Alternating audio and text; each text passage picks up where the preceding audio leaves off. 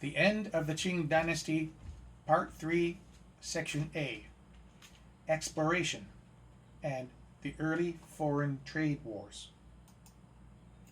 China had a long history of trade with the West, going back thousands of years, dated from the time of Alexander the Great of Greece, then through the Romans.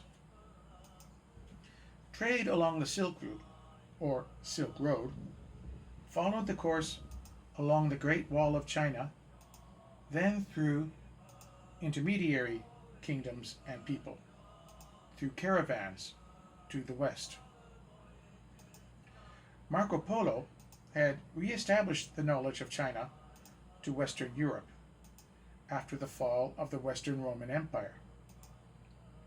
The knowledge was a bit incorrect, though, with strange tales of dogmen. Strangely, though, these stories were more believable than the more correct stories of the kingdom of Kublai Khan. His tales of his journeys, actually written by someone else while he was in prison and dictated to that person, the travels of Marco Polo, excited the imaginations of many generations of future traders and explorers. He also received ridicule and was referred to, by those who didn't like his story so much, as Marco Millions. There wasn't much that the Western traders could bring to China that they wanted, though, except for silver and gold. So the goods that they wanted, such as silk, spices, and gunpowder, as well as noodles that eventually became pasta, were quite expensive. So only the wealthiest people could buy Chinese goods. Following the end of the Crusades, and eventually the fall of Constantinople, Asian goods were cut off. The Muslims did not want to trade with the Western Europeans. This led to the Europeans trying to find another way to Asia.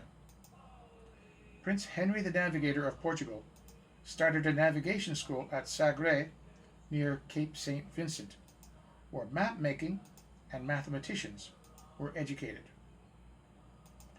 The Portuguese began moving, bit by bit, along the West African coast. In 1446, they reached Madeira and the Azores, as well as Cape Verde. Prince Henry died in 1460, but the Portuguese kept going. They reached Fernando Po in 1461. The Congo was reached in 1485 by Diego Cam. He went onward to Walfish Bay. This is now called Walvis Bay. This added 1,500 miles to the known coast of Africa. He almost reached the Indian Ocean when he was replaced by Bartolomeu Dias in 1487. That expedition passed the limits of Cam's voyage and were driven southwest by trade winds for almost 2 weeks. Then, westerly winds took them back east again. They missed the African coast and sailed north. They made land at Mosul Bay, about 200 miles to the east of present-day Cape Town. Without seeing it, Diaz had rounded the Cape. As he sailed further and found that the coast ran to the east, he knew that he had sailed into the Indian Ocean. Soon afterwards, Diaz's crew forced him to turn back. On his return voyage, he clearly mapped the position of the Cape, naming it the Cape of Storms. John II of Portugal renamed it the Cape of Good Hope to boost the morale of future crews. By 1497, another Portuguese, Vasco da Gama, rounded the Cape and named where he landed as Natal, since he reached it on Christmas Day. Sailing north, he met opposition from Arab leaders at Mozambique, but a friendly Persian ruler at Malindi in modern Kenya gave him a pilot to guide him to Calicut in southwestern India. Da Gama's efforts to trade in India were resisted by the Arabs and Persians. He returned to Portugal in 1499, by which time his ships had traveled more than 24,000 miles and spent 630 days on their journey. Half of these days were on the open sea. During the outward journey, they had sailed for over 5,000 miles out of sight of land. The cost of Da Gama's expedition was recouped 60 times over from the sale of spices and precious stones, which he brought back. As usual, though, the crews suffered horribly during the long cruises. Da Gama lost more than 3/4 of his 170 men, mostly due to scurvy. This is a disease caused by lack of vitamins, especially vitamin C. While the Portuguese were opening up a route to the east, Spain was exploring the New World that would become known as the Americas. The discovery was accidental, since the Spanish were looking for their own route to China and India. Columbus mistook Cuba for Japan. Asia was referred to as the Indies then, so the people were called Indians, and the area became known as the West Indies.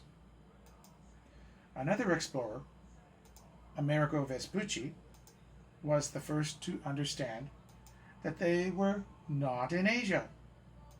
Therefore, he claimed the new land in his own name, America. Spain still wanted access to the wealth of Asia and the Portuguese trade routes. So, a deal was made to share the New World. The Treaty of Tordesillas in 1494 made a line in the known territory that resulted in Brazil becoming Portuguese territory in return for secure trading along the Portuguese trade routes to India. In 1500, a fleet of 13 Portuguese ships under Pedro Alvarez Cabral left for India. They were blown by trade winds as well, and instead found the coast of Brazil, securing their claim to that land before sailing onwards to India. Alfonso de Albuquerque. In 1510, Albuquerque established his headquarters at Goa on the western coast of India.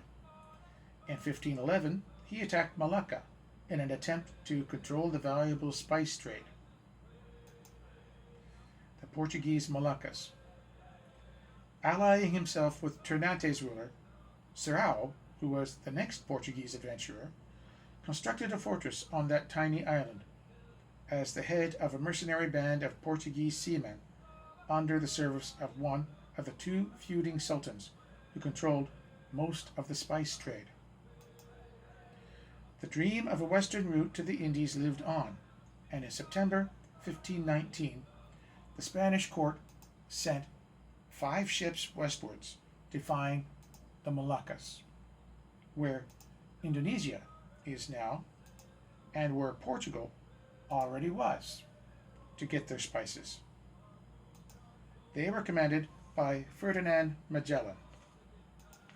He was Portuguese, and his flagship was the Trinidad. Discipline was stern on the ships of the early explorers.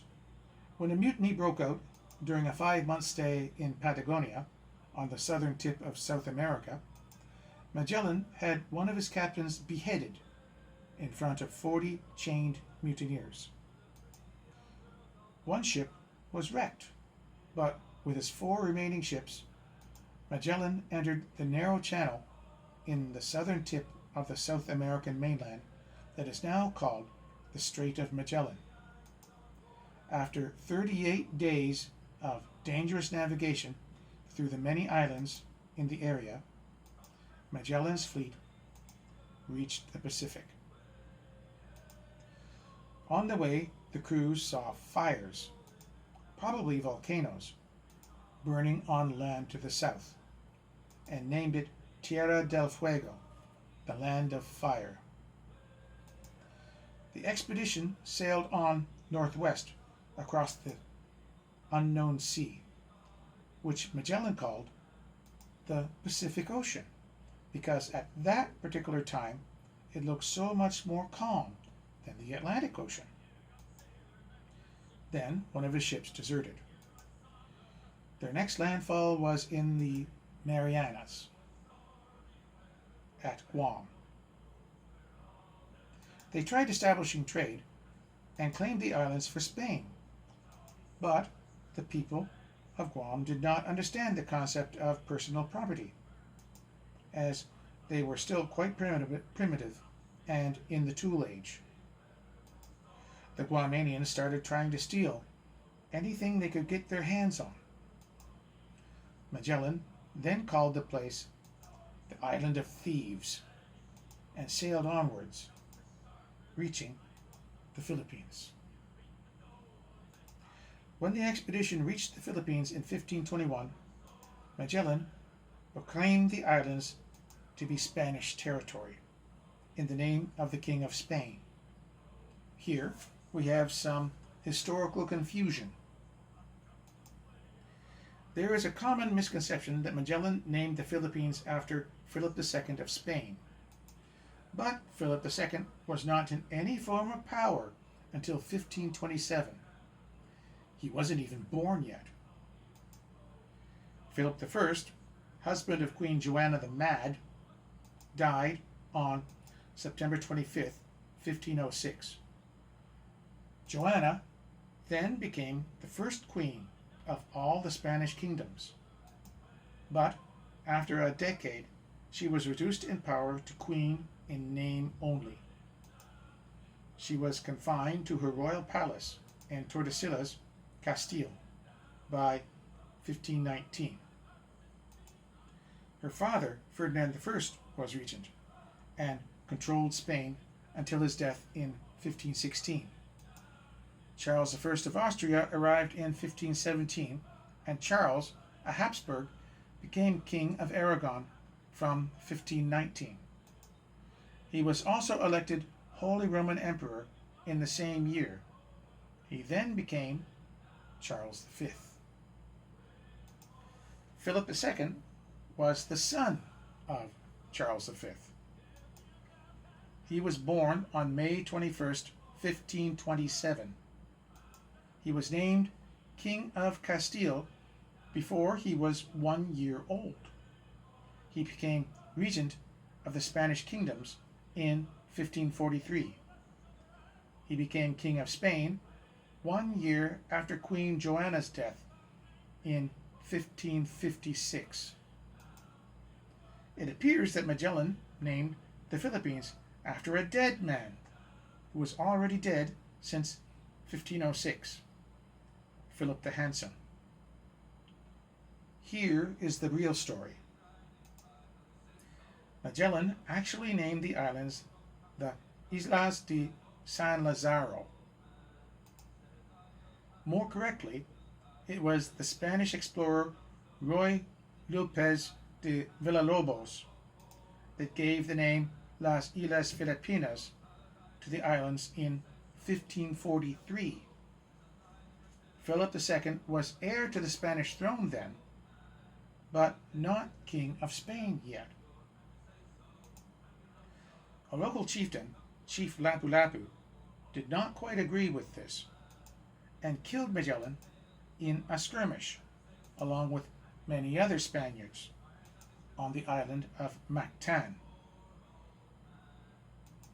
The expedition was then taken over by the navigator, Sebastian Delcano, and escaped to the Moluccas, then controlled by Portugal, with the last two ships. The Trinidad sprung a leak. Some of the crew stayed behind with the Trinidad, waiting to be rescued later. By that time, only one ship was fit to continue sailing, so the remaining crew transferred to the last ship, the Victoria, to continue sailing to Spain, with a load of spices that would make the survivors very wealthy. They arrived there in 1522. There were only 18 survivors, very sick and weak with scurvy when they arrived, 3 years after they left port. Spanish claim on the Philippines was not asserted again until 1564, when Miguel Lopez de Legazpi arrived, with many more ships and troops, along with priests. He once again claimed the islands for King Philip II of Spain, with the help of priests converting the natives. The Spanish had established control over all the inhabited areas.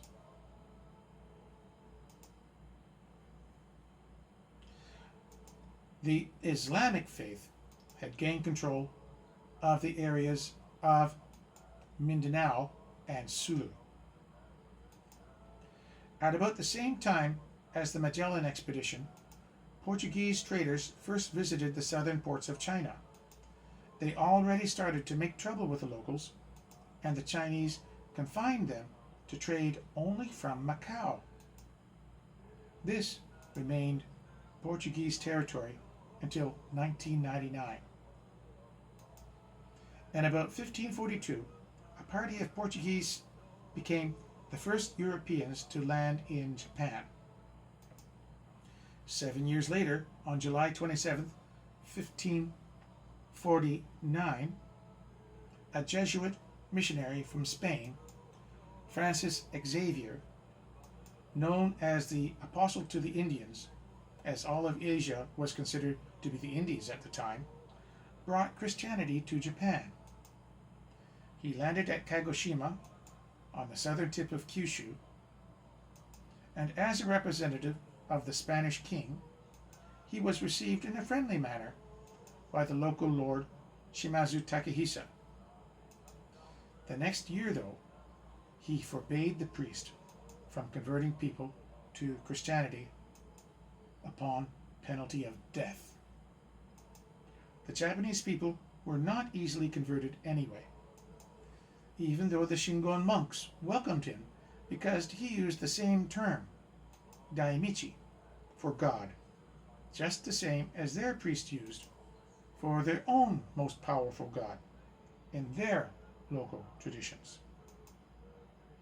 Xavier was also the first Christian priest to the Molucca Islands and Borneo, as well as many other areas. He struggled to learn the languages of the locals wherever he went. In the face of opposition, he was the most successful in Goa, Portuguese India, where he preached for a short time from May 1542. In August 1552, aboard the Santa Cruz, Xavier reached the Chinese island of Shangchuan, near Taishan, Guangdong. He died there while trying to arrange to be brought to the Chinese mainland. Other Portuguese brought a product that Japanese rulers viewed more highly, the smooth-bore musket. Priests accompanied most of the voyages of discovery, and also made many lone journeys to spread their faith. Pedro Paez, a Spanish Jesuit, sent to Goa in 1588, was later enslaved by the Turks. He escaped to Ethiopia and became, in about 1613, the first European to have visited the source of the Blue Nile. This is a river originating at Lake Tana in Ethiopia and flows into Sudan. England was a bit late to begin world exploration, but was soon to catch up and explore many more places. John Cabot claimed Newfoundland in 1497. His son, Sebastian, organized the opening up of a trade route to Russia. Others tried to find a northwest passage around the American continent, as the big prize was still spices and silks from the trade with Asia. The greatest English explorer of the period was the Elizabethan explorer, and, if you were Spanish or Portuguese, pirate, Sir Francis Drake.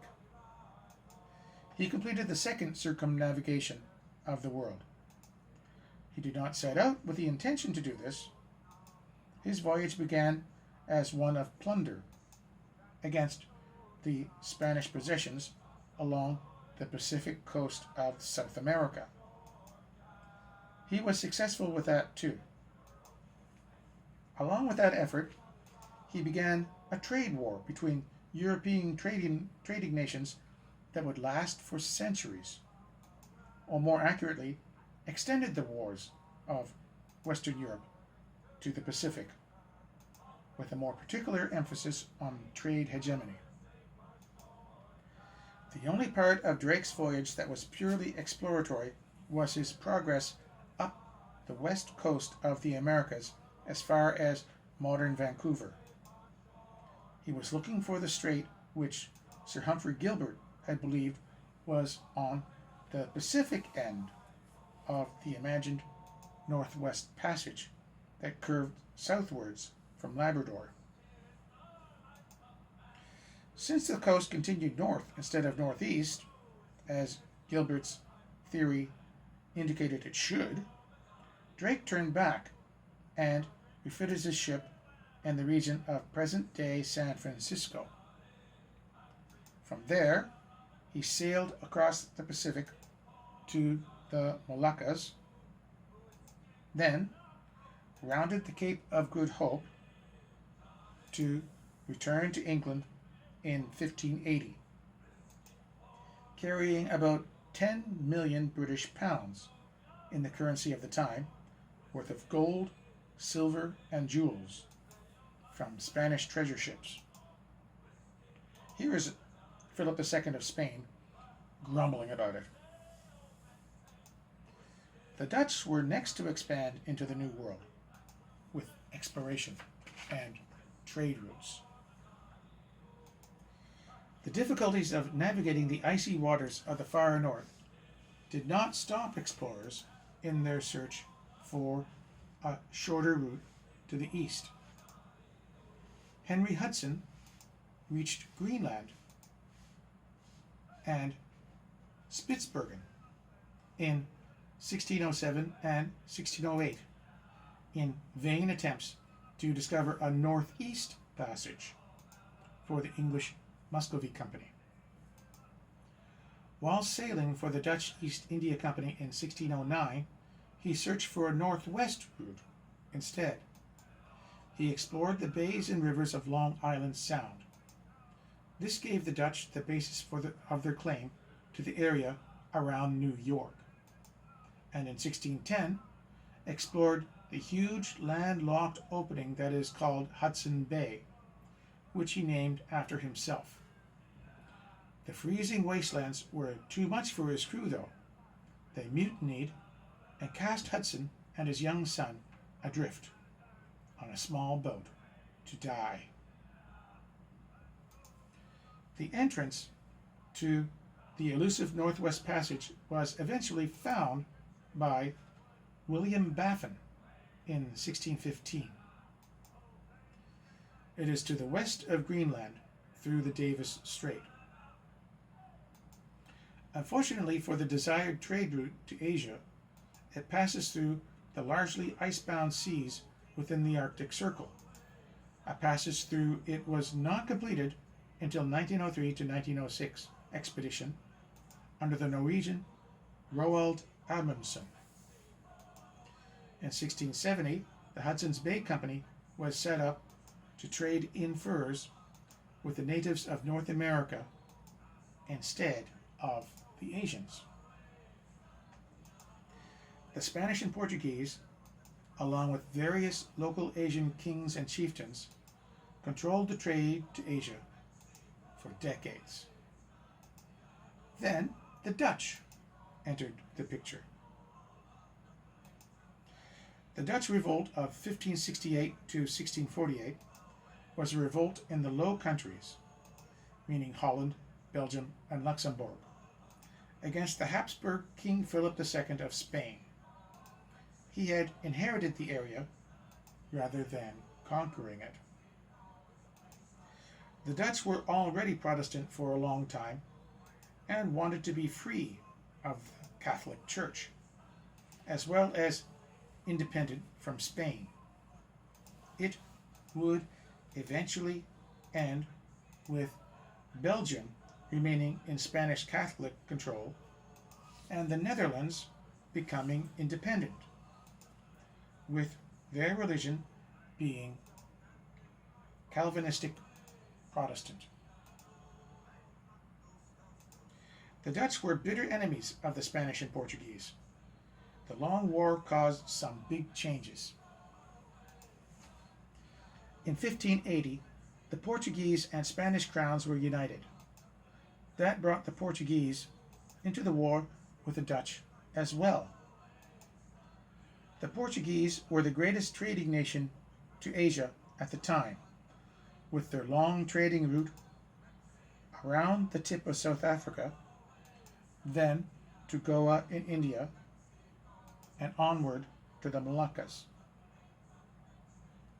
Sea trade and long voyages took very long times, and there was no refrigeration, so food was mostly old and rotten and heavily salted.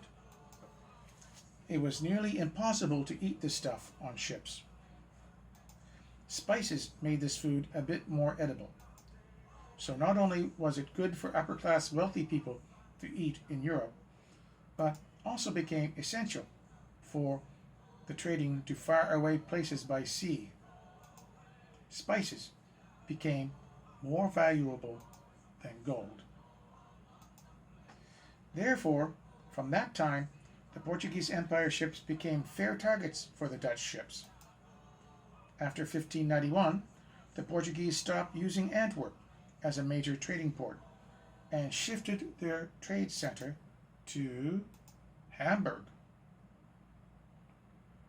This cut the Dutch out of the trade. The Portuguese did not send enough ships to the Asian trade routes, so they could not keep up with the demand for spices, especially pepper. Every time there was a shortage of pepper, the prices went up dramatically. Then the Dutch got a hold of some charts that showed the secret Portuguese trade routes, as well as first-hand knowledge.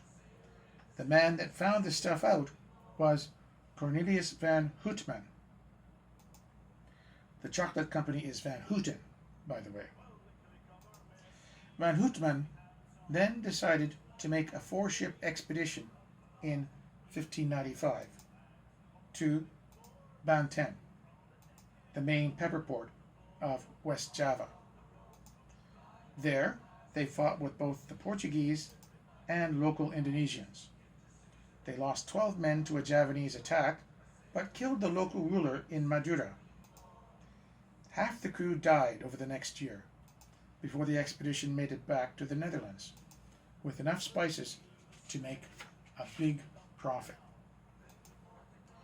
In 1598, more and more trade fleets from different merchant groups were sent out from Holland. Some fleets were lost, but most were successful, and some again made big profits. In March 1599, a fleet of 8 ships under Jacob van Neck was the first Dutch fleet to reach the Spice Islands of Maluku, where pepper came from. This cut off the Javanese middlemen. The ships returned to Europe the same year and made a 400% profit. In 1600, the Dutch joined forces with the Muslim Hituis on Ambon Island in an anti-Portuguese alliance, in return for which the Dutch were given the sole right to purchase spices from the Hitu. The Dutch expelled the Portuguese from their Solar fort, but the Portuguese counterattacked and took it back. The Dutch took the fort and control again in 1636. East of there, on the island of Timor, Dutch advances were stopped by a group of Portuguese Eurasians called the Topazes. They kept control of the sandalwood trade, and their resistance lasted for the next 2 centuries.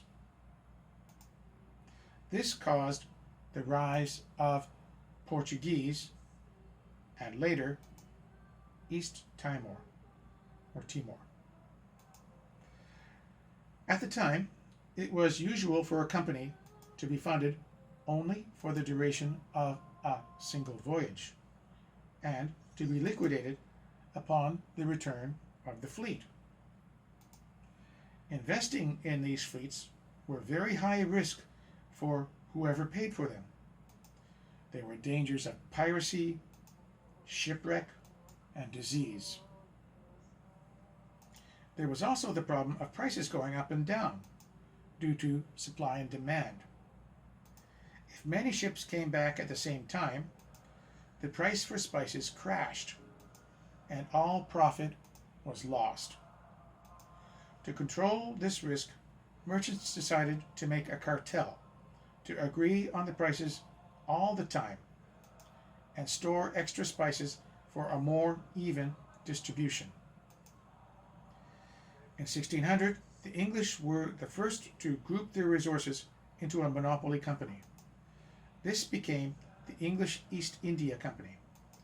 It would later be renamed the British East India Company. The Dutch were then in trouble. In 1602, the Dutch government did the same, creating the United East Indies Company, and they were granted control over all Asian trade. For a time in the 17th century, this company, which became better known as the Dutch East India Company, controlled the trade in nutmeg, mace, and cloves, and sold the stuff across the European kingdoms. In Dutch, the company was called the Verenigde Oostindische Compagnie, or Verenigde Oost-Indische Company. These are abbreviated to VOC. The VOC sold these spices at 14 times the price that they would pay Emperor Akbar the Great of the Mughal Empire. The Dutch got rich, and they could then create a stronger organization to protect its trade. They built forts, maintained armies, and made treaties with Asian rulers. In 1603, the company captured the Santa Catarina, a large Portuguese merchant ship, off the coast of where Singapore is now. It was such a big prize that it increased the profit of the company by 50% that year. In 1603, the first permanent Dutch trading post was established in Banten, West Java, and in 1611, another was established at Jayakarta. This was to change its name to Batavia, and now Jakarta. In 1610, the VOC established the post of Governor General for all of Asia. The first one's name was Gerard Peters. To advise him, a Council of the Indies, the Raad van Indie, was created. The Governor General became the main administrator of the VOC in Asia, although the Heren 17 in Amsterdam, a body of shareholders representing different aspects of the trade, were officially in control. The VOC headquarters were located in Ambon during the times of the first three Governor Generals, from 1610 to 1619. But it was not such a good location. It was in the center of the spice areas, but it was far from the Asian trade routes and other VOC areas from Africa, India, and Japan. The Straits of Malacca were the most important trade route, but the area of Banten was controlled by a powerful local ruler and had strong competition from Chinese and English traders. In 1604, a second English East India Company voyage, commanded by Sir Henry Middleton, reached the area. In Banda, they met VOC hostility and sharp competition for the spices. The English established trading posts at Sudakana, Kalimantan, Makassar, Jayakarta, and Jepara in Java, as well as Aceh. Two more places were established in Sumatra. This threatened the Dutch trade. In 1620, diplomatic agreements in Europe made a period of cooperation between the English and Dutch over the spice trade. This ended with a notorious incident known as the Amboina Massacre, where 10 Englishmen were arrested, tried, and beheaded for conspiracy against the Dutch government. This caused outrage in Europe, but the English withdrew quietly from Indonesia, except for trading in Banten. They then focused on other Asian interests.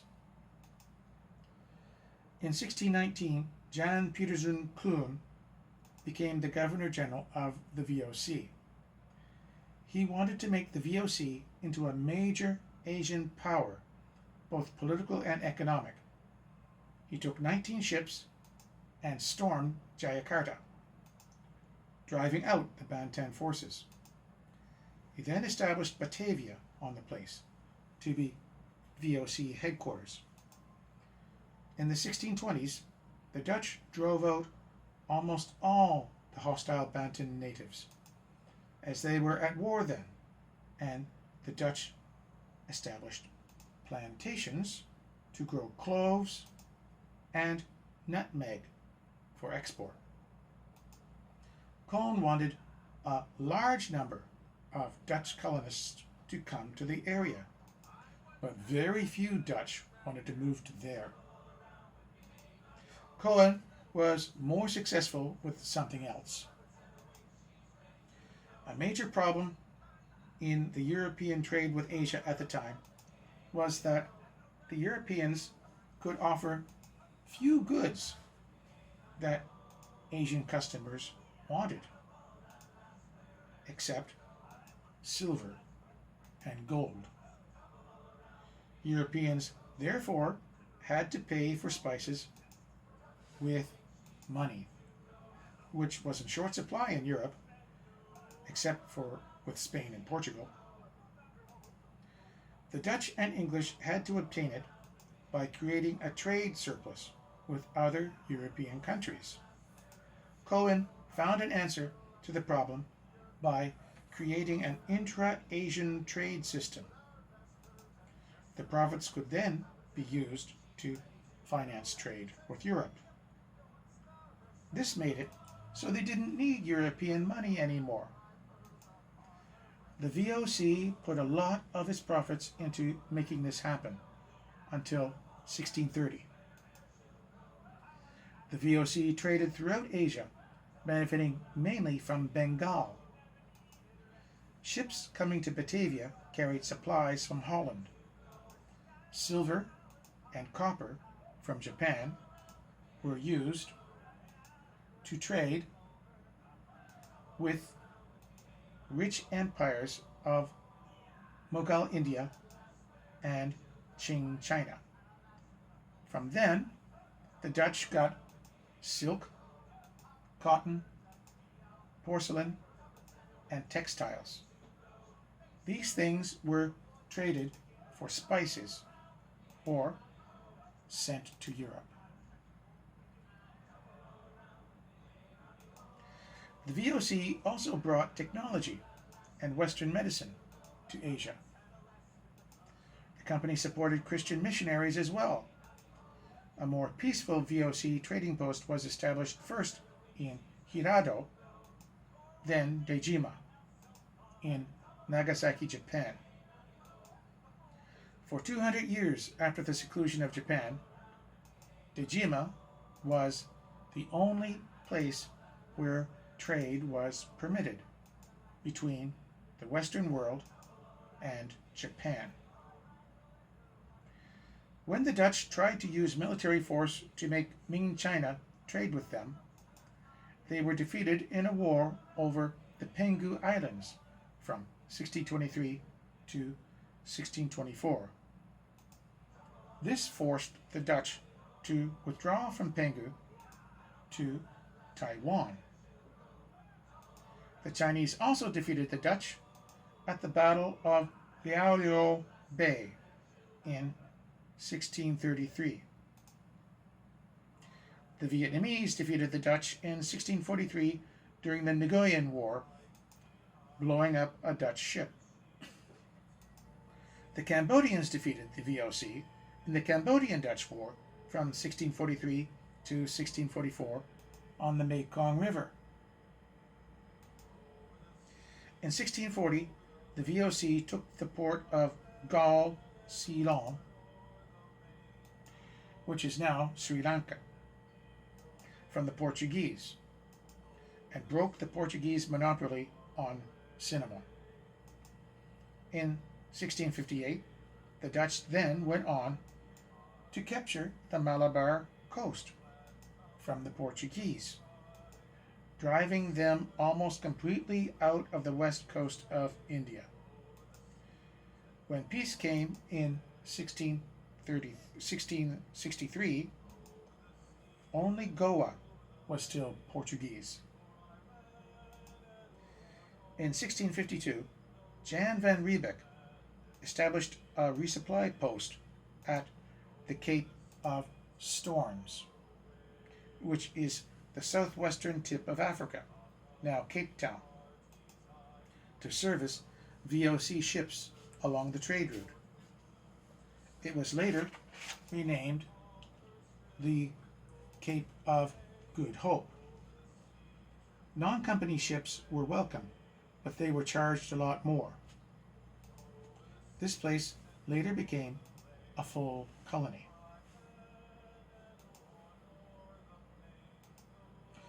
The Khoi people, who initially traded with the Dutch, stopped doing this. So there grew a need for colonists to establish farms for supplies. These farmers were called free burghers. The free burghers were ex-VOC soldiers and gardeners who were unable to return to Holland when their contracts were completed with the VOC. They eventually expanded into the Khoikhoi areas since demand was growing for supplies, and the natives still refused to trade with them anymore. There were no other people in that area. Later, other native tribes came to trade with them in 1668 and lived nearby. Hundreds of Germans emigrated to the Cape Colony during the Dutch rule between 1652 and 1806. More came in the succeeding centuries. In 1652, the original group of settlers was made up of 90 settlers. Most of them were Dutch, and a number of them were from Germany. In the 1680s, more German farmers and women arrived at Cape Colony.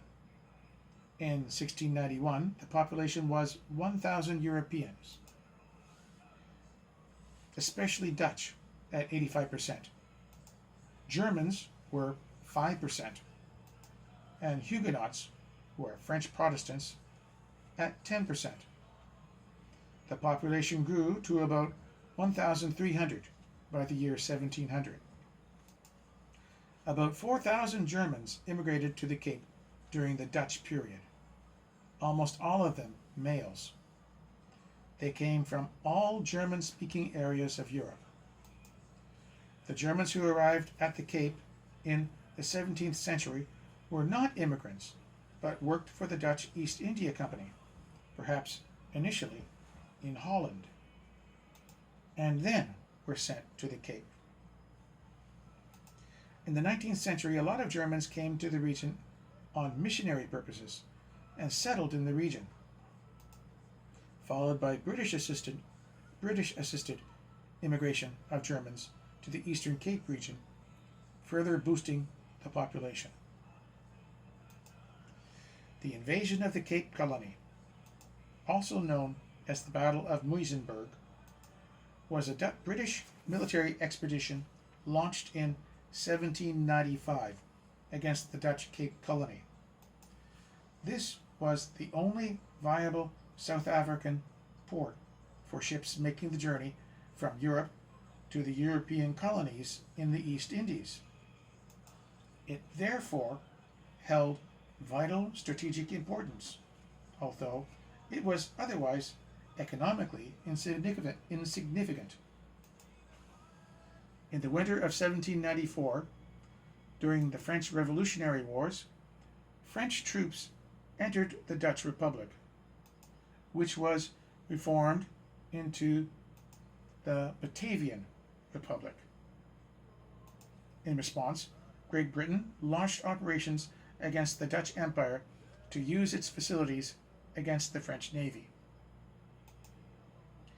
The British expedition was led by Vice Admiral Sir George Keith Elphinstone and sailed in April 1795, arriving off Simonstown at the Cape in June. Attempts were made to negotiate a settlement with the colony, but talks achieved nothing, and an amphibious landing was made on August 7th. A short battle was fought at Muizenberg, and skirmishing between British and Dutch forces continued until September, when a larger British force landed. With Cape Town under threat, Dutch Governor Abraham Josias Sluisken surrendered the colony. Elphinstone then strengthened the garrison against counterattack and stationed a Royal Navy squadron off the port. Almost a year later, a Dutch reinforcement convoy reached the colony only to find that it was badly outnumbered and surrendered without a fight. The British occupation continued until the Peace of Amiens in 1802, when it was returned to the Dutch. In 1806, during the Napoleonic Wars, a second British invasion reoccupied the colony. After the Battle of Blouberg, and it remained a British colony until the establishment of the Union of South Africa in 1910.